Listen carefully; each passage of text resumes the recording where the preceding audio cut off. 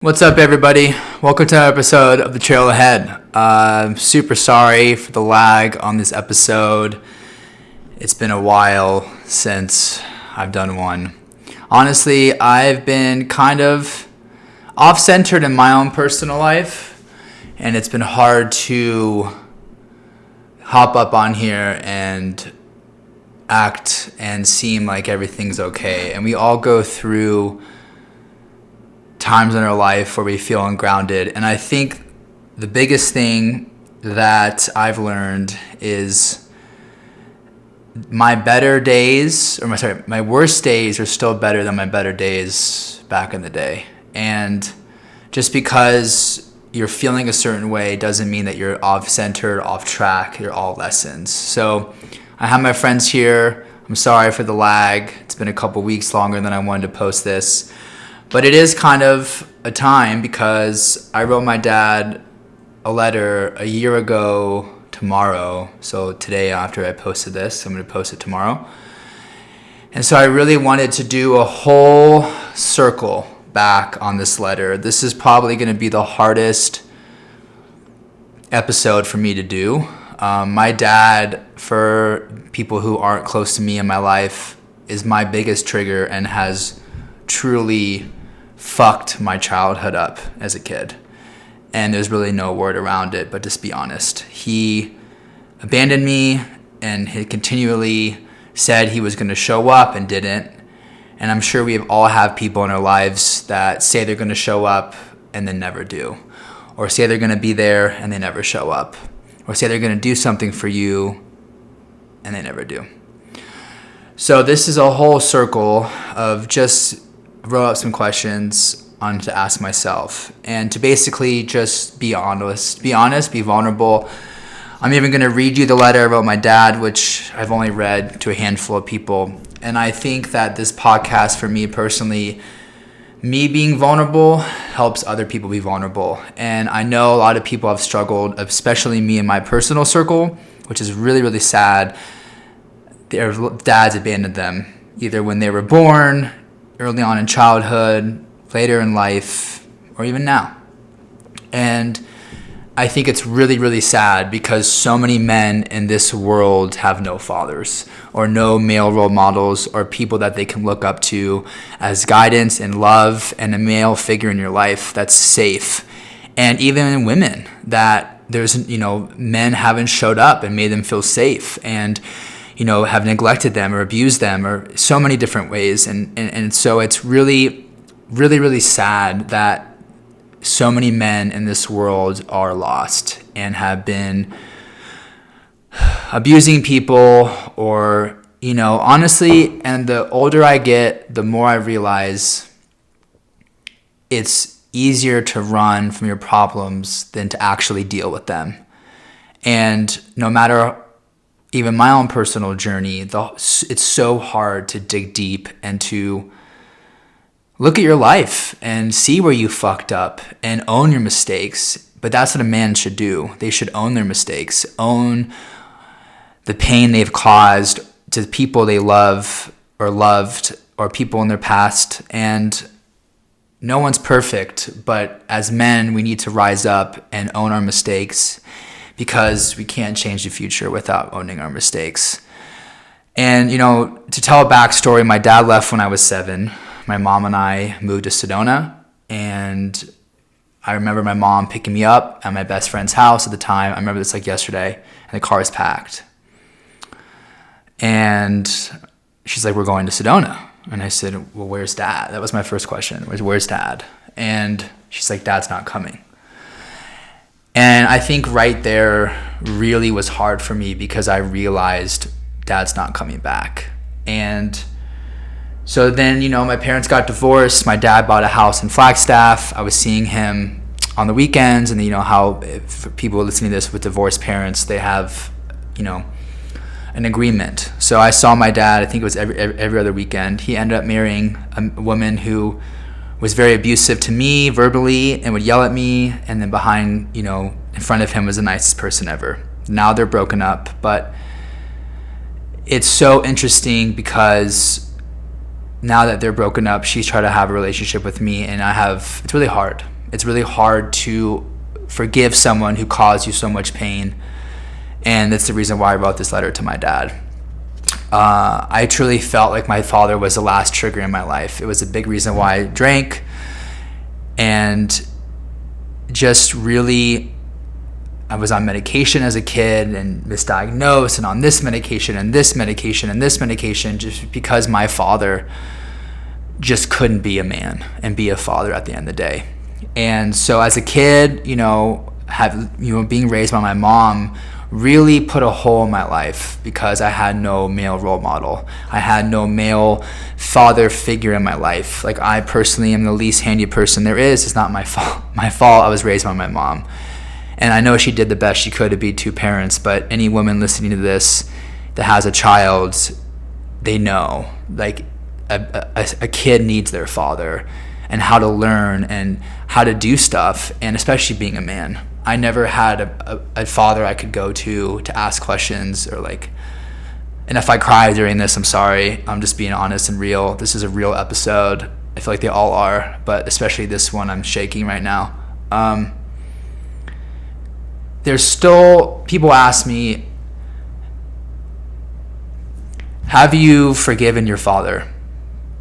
And the real question is, I have, but I think it will always be there.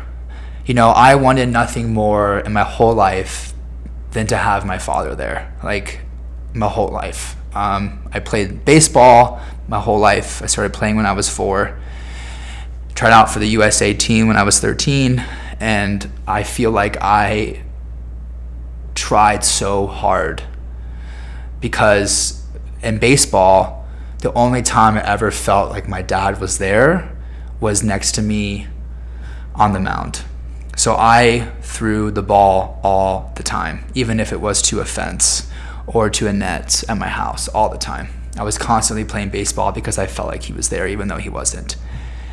And as kids, we blame ourselves, which is the most saddest thing out of all this situation, is we blame ourselves for our fathers or people in our life at that time, because that's all we know, and a capability to be a parent. Because you don't know, you don't understand, you don't know why dad's not there or mom's not there, you don't know why. You just think of yourself, you think, oh, it's me. Oh, my parents are getting divorced, it must be me. And that's the saddest thing that kids can blame themselves for, like I did, is it's our fault. And I think truly until in my 20s, I realized it was not me, it was him.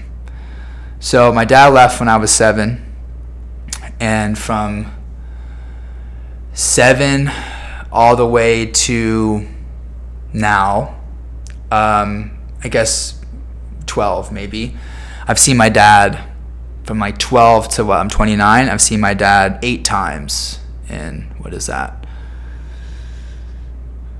17 years. So do the math, rarely ever saw my dad. And it was continuously abandonment and problems and reasons why I didn't show up. And I was getting my braces off, so I was 16? I was driving at the time, second round of braces. And my mom goes, I need to show you something. And we go to his house, and it's foreclosed. He was lying to me the whole time. I guess my first round, I was 13. He was lying to me the whole time. He wasn't living in Flag. He said, I can't see you because of work, I'm busy, this and that. But the house was foreclosed. So that's where it all started.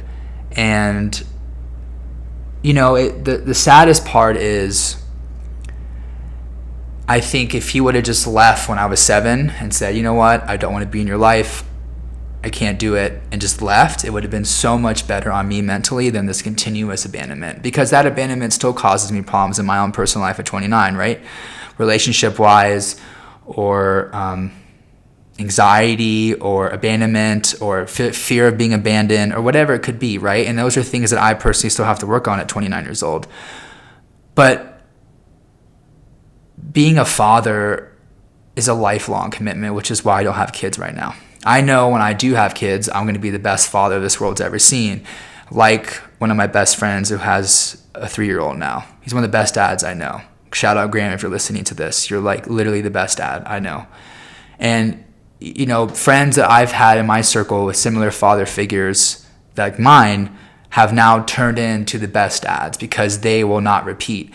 And that's another really sad thing, is we have to be the generational switch in our family, right? And the weirdest thing is my grandfather was the best dad of my dad. And I asked him one day, I said, well, so what happened? And, you know, it's so sad to me because I feel like now, right, I'm a good kid. I've figured all this out, most of it. And it's his loss. But you don't learn that until you're 20 or 18 or whatever. And so you live your childhood thinking that your whole situation is your fault. And anyone listening to this, whether they've had a traumatic experience with their father or parents or within their life, you know how it feels to blame yourself for something, and then later on in life realize it had absolutely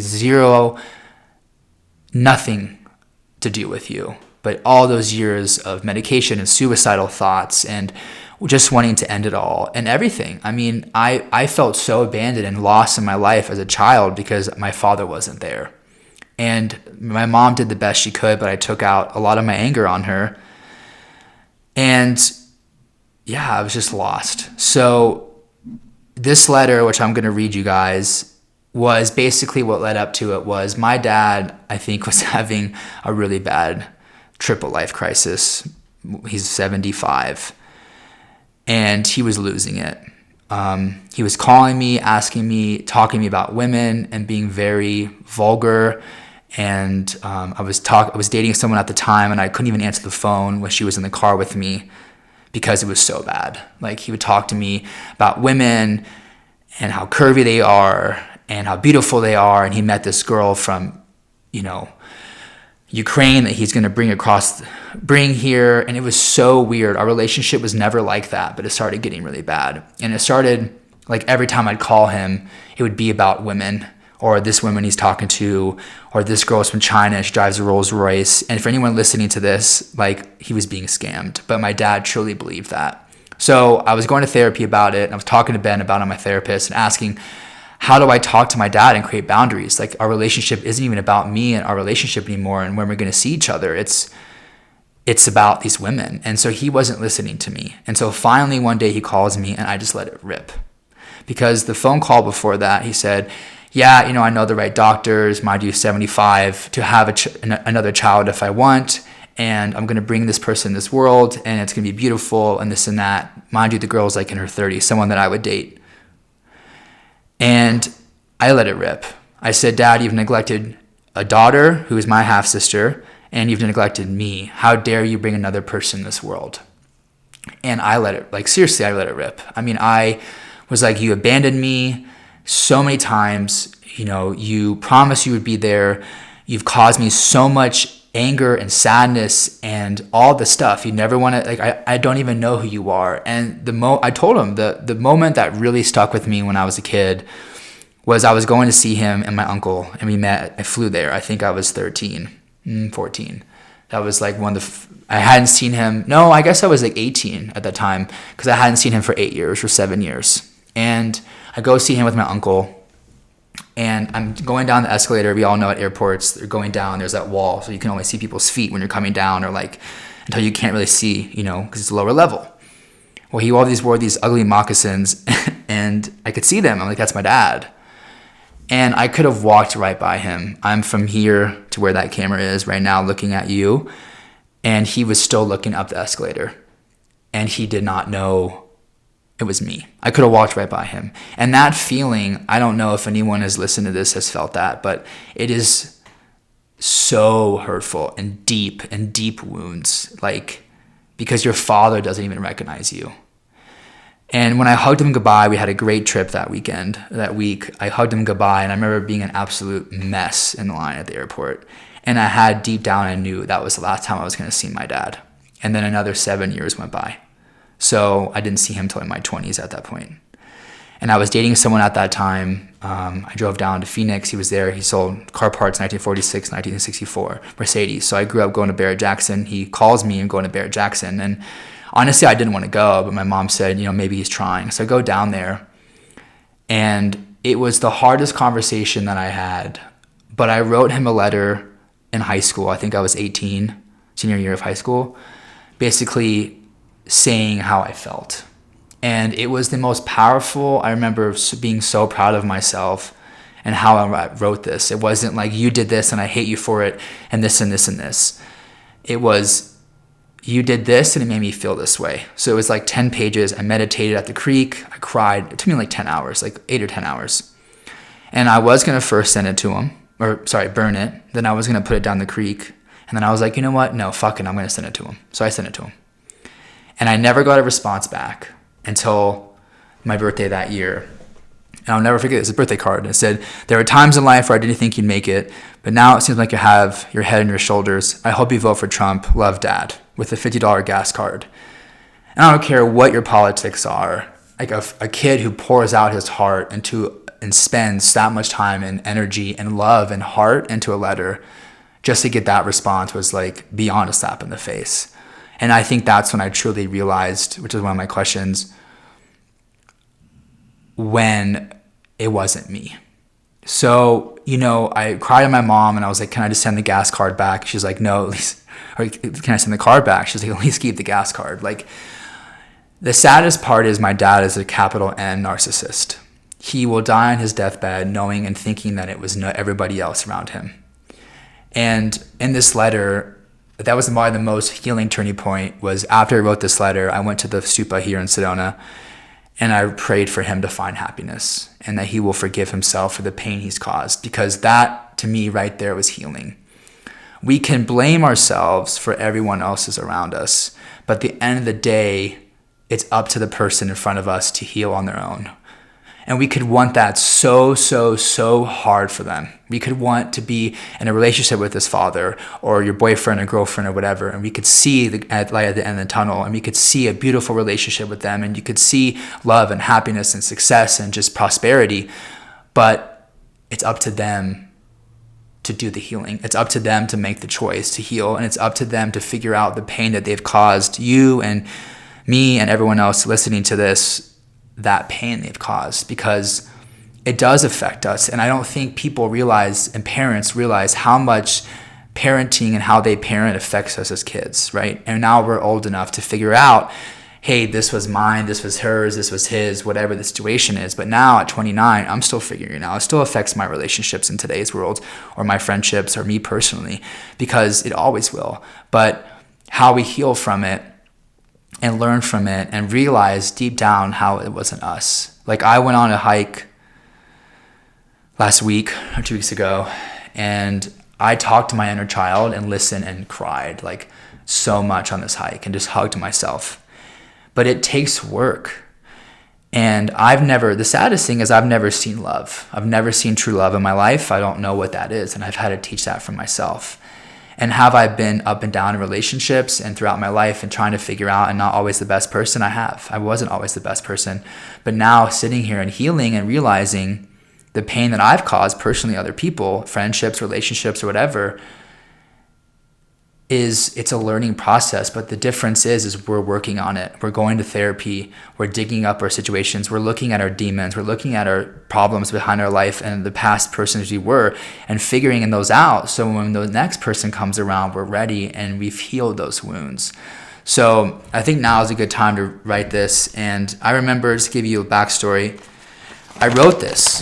I felt like I wanted to say so much more in this letter, but I don't think my dad would understand. My dad's never understood me. He's never seen me. He's never seen the pain that he's caused me and my mom and now his ex-wife and everything. And that's sad, but I remember I dropped this off at FedEx in an envelope, and the guy at FedEx looks at me and he goes, he didn't see what it was, but he saw it was a letter. He goes, did you want to put anything else or say anything? And I almost started crying and saying like, yeah, I do, but for what? So if I cry reading this, I'm sorry. Dad, I'm writing this to you to say goodbye. I have given you so many chances throughout the past years with no prevail. Nothing has changed since that time years ago in Phoenix when I had come down. I told you then you had to convince me to welcome you back, and you promised it would change. Sadly, I sit here today realizing that was another one of your lies. I love you more than I think you could ever understand and imagine, but I need to do this for me. I am the happiest I've ever truly been in my entire life, and I wish you find the same. For 28 years, all I have ever wished for and hoped for was to have you there next to me. Sadly, that has never happened. For once, I'm standing up for myself and doing what I should have done many years ago. I truly wish you nothing but the best. I pray and hope you find true happiness as I have. I also hope you do the work and healing you keep running from. It's way overdue. I will always, always, always love you and will be rooting for you, but from afar. I can no longer keep hoping one day you'll change. One day you'll realize the amount of hurt you've caused everyone else around you just because you've been running from yourself. Please do not try and contact me, as I will not answer. You've had your chance and then some. I will cherish and hold on to the small amount of memories we were able to share together. I will one day be able to tell your grandkids about their grandpa, but sadly there's not much to say. I will always miss you truly so much. Goodbye, Dado. I love you, Kyle Thumwood. And like I said, I really don't think he'll ever understand until he dies. And I don't even think then. My dad is a capital N narcissist, truly, in and out. And it's everyone else's fault but his. And how I mentioned in Phoenix, I went down there. I was dating my ex-girlfriend. I dated for like 4 years at the time. And I went down there and I saw him. And he was just telling me bullshit. We were catching up in life for the first hour. And he was just telling me bullshit after bullshit after bullshit. And I kept telling him, Dad, if you keep telling me this shit and bullshit, I'm going to get up from this table and you will never see me again. And he's like begging me to come over to the hotel and talk to him. And so the restaurant was closing. And I went over to the hotel and it was just telling me bullshit. And I looked at him and I said, who am I supposed to believe? A mom who sacrificed everything to solely raise me at 7 years old? Or a father who left when I was 7 and completely never showed up? Who would you believe if you were in my shoes? Even if my mom is lying, which I know she isn't, who would you believe? And so I told him, I said, keep telling me this bullshit, Dad, I'm going to leave. And so finally I left. I couldn't even walk. I closed the hotel room door. I remember walking out to the lobby into the grass area and just dropping down at the La Quinta Inn in Phoenix. And I couldn't even walk. I was crying so hard. I finally got myself back up, walked over to my car, and I was in college at this point. And I sat in my car and I couldn't even drive. I was crying so hard. Anyways, I back up.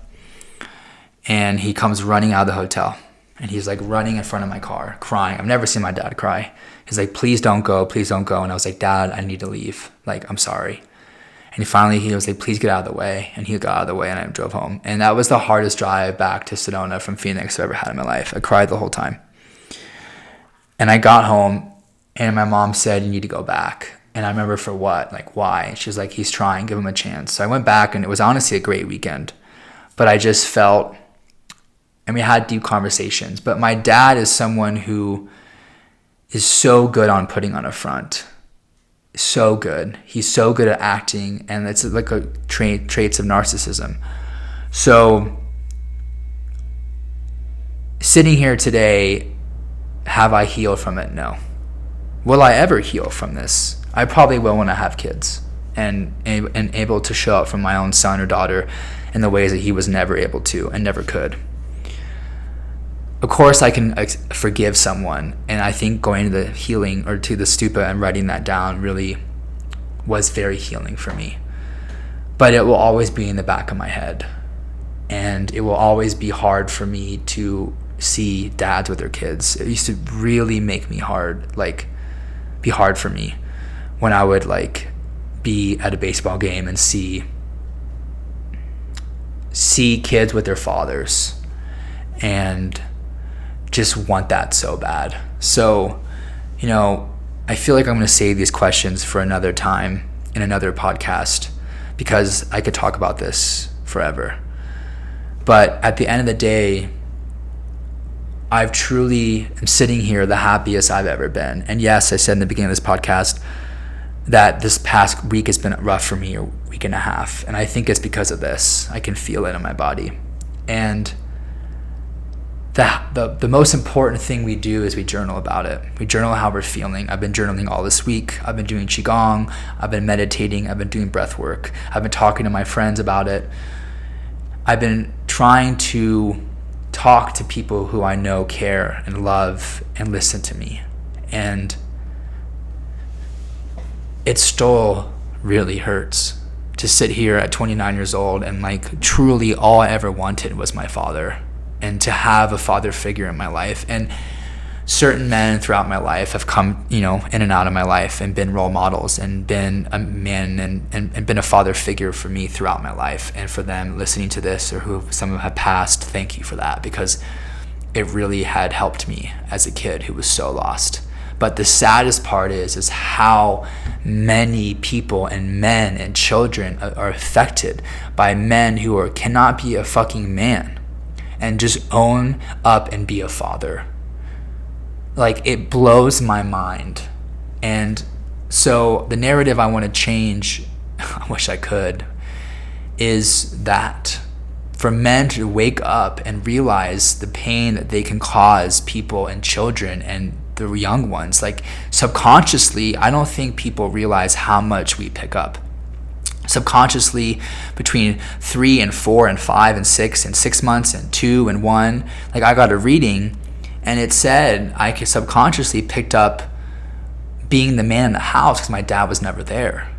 And so when my mom feels anxious, I can feel it. When my mom is in pain, I can feel it.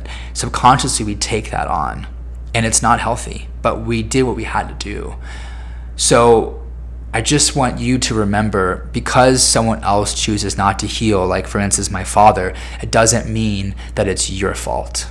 Just because they don't want to heal and he's at 75 years old and he's done no inner child work, it has nothing to do with me. It has nothing to do with the man I am, or how I didn't show up as a child, or how I was as a child, or any factors around other than themselves.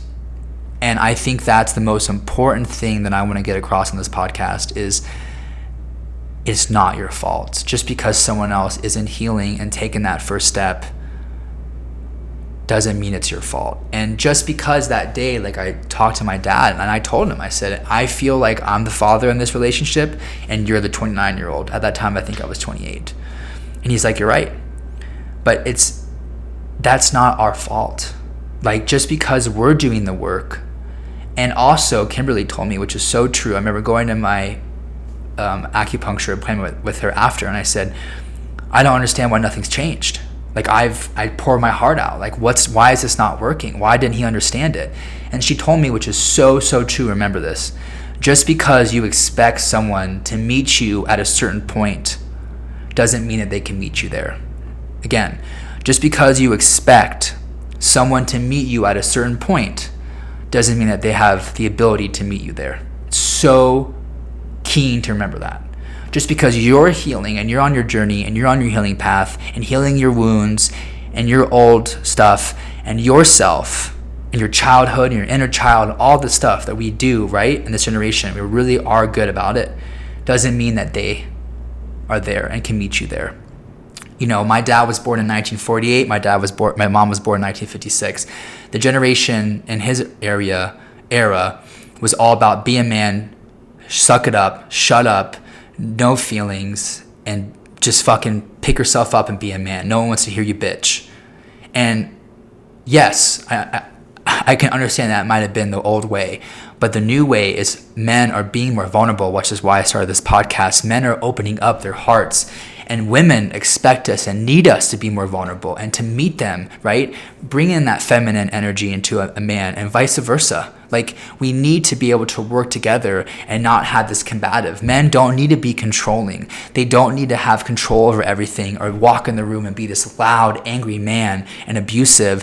And it turns into toxic masculinity. Men need to be able to feel. We have feelings. We need to be able to express how we feel and our feelings, and how people are affecting us and how certain people's actions hurt us and how we feel off of that.